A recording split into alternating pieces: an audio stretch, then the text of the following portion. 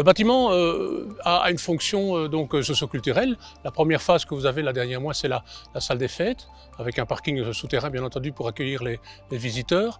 On s'intègre dans un parc sportif et récréatif sur la commune d'Anderlecht. On est à côté de la zone rurale, on est au pied, aux portes de la campagne. Et on s'est intégré dans un site qu'on appelle le stade Jesse Owens. En fait, on est sur un terrain de football entouré d'une piste d'athlétisme avec un talus qui entoure, qui fait une sorte de cirque. On a intégré le bâtiment dans ce cirque pour une question d'économie de place, mais aussi pour l'intégrer dans l'environnement complet de ce projet. Alors le plus grand défi, c'est qu'on s'est retrouvé sur un talus qui fait 18-20 mètres de haut. Ce sont des talus qui ont été aménagés avec le site à l'époque, donc des remblais. Et on se retrouve devant le fait de devoir retirer des terres de remblais. On a connu quelques difficultés dans les déblais remblais, mais en même temps, il fallait intégrer un projet dans une zone de remblai. Même sous nos pieds, on a 3-4 mètres de remblai. Donc il a fallu effectivement trouver quelques ingéniosités en matière de stabilité pour retirer les terres, placer un bâtiment et puis le recouvrir. L'isolation et l'étanchéité sont deux points très importants que nous avons dû traiter.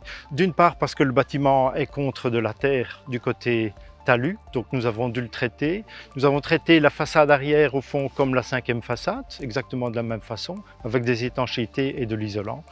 L'étanchéité évidemment un point capital puisqu'on va remettre plusieurs mètres de couverture de toiture. Le deuxième point, c'est que nous avons dû traiter l'étanchéité à l'air de manière extrêmement performante pour avoir un ensemble cohérent par rapport au chauffage et à la ventilation du bâtiment. Ce qu'on essaie de faire, c'est que la cinquième façade soit traitée comme une façade verticale.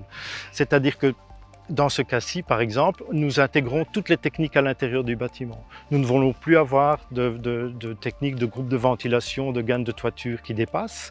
Et donc l'ensemble est traité dans ce cadre-là. Ça demande un peu plus d'espace à l'intérieur du bâtiment, mais ça donne une meilleure performance globale également. En 2015, quand j'ai pris connaissance du projet du stade Owens, j'ai eu mon attention attirée par un dessin de synthèse qui était dans la presse et qui visualisait en fait le bâtiment avec une situation tout à fait particulière, puisque comme vous pouvez le constater sur cette affiche, le bâtiment est complètement enterré et dans une telle situation, la meilleure solution pour isoler de manière pérenne, c'était d'utiliser un isolant qui puisse résister dans le temps. Et donc, il me semblait que Foamglas était vraiment tout indiqué pour ce projet. Le design du bâtiment est né de son intégration dans le talus, c'est-à-dire que nous voulions avoir au fond deux grandes façades. C'est la façade principale sous forme d'ondulation avec différents types de matériaux qui reviennent en façade, comme la brique, la tôle, différentes parties dans la volumétrie. Et le deuxième grand point, c'était la cinquième façade, qui est la toiture verte, qui vient recouvrir l'ensemble du bâtiment. Le bâtiment a été vraiment traité dans ces deux optiques-là.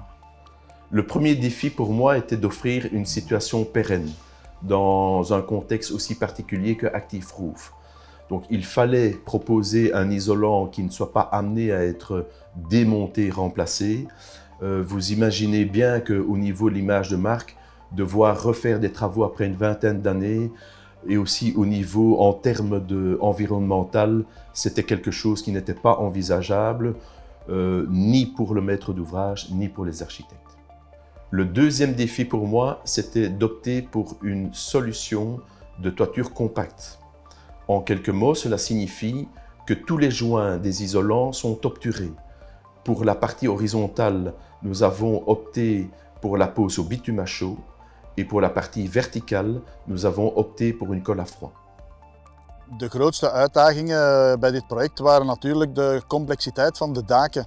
Dus de daken zijn op verschillende niveaus en elk niveau, dus elk versprong van niveau, moet ook waterdicht gemaakt worden, geïsoleerd.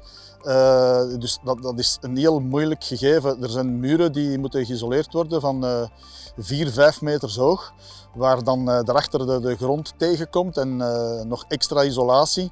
Dus ja, dat is geen gemakkelijke taak. Dus dat is met stelling en alle nodige accessoires.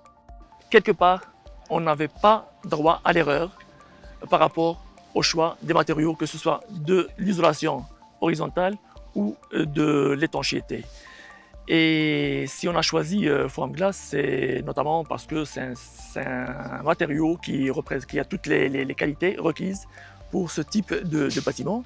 C'est un matériau qui ne tasse pas, c'est un matériau qui ne se mouille pas, donc il est imperméable, il est hydrofuge, donc il garde ses qualités pour une très très longue durée.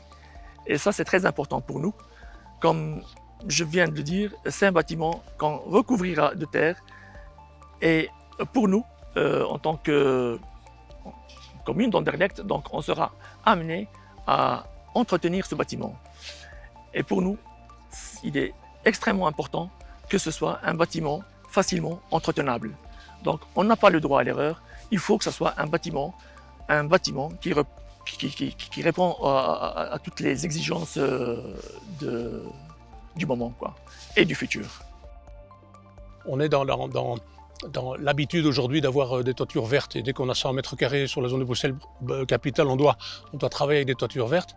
Ici, ce que je trouve particulièrement étonnant, c'est qu'on a été au-delà de ça. Ça veut dire qu'en recréant ce fameux talus dont je parlais, on a créé une cinquième façade, comme on dit, mais beaucoup plus vivante qu'un recouvrement d'espaces verts. On est revenu avec un talus, avec des plantes indigènes qui vont pouvoir repousser. On est vraiment sur un bâtiment enterré. Cette cinquième façade, je ne veux pas dire que c'est un bâtiment troglodyte, mais presque. On se retrouve avec un autre concept, je trouve beaucoup plus riche.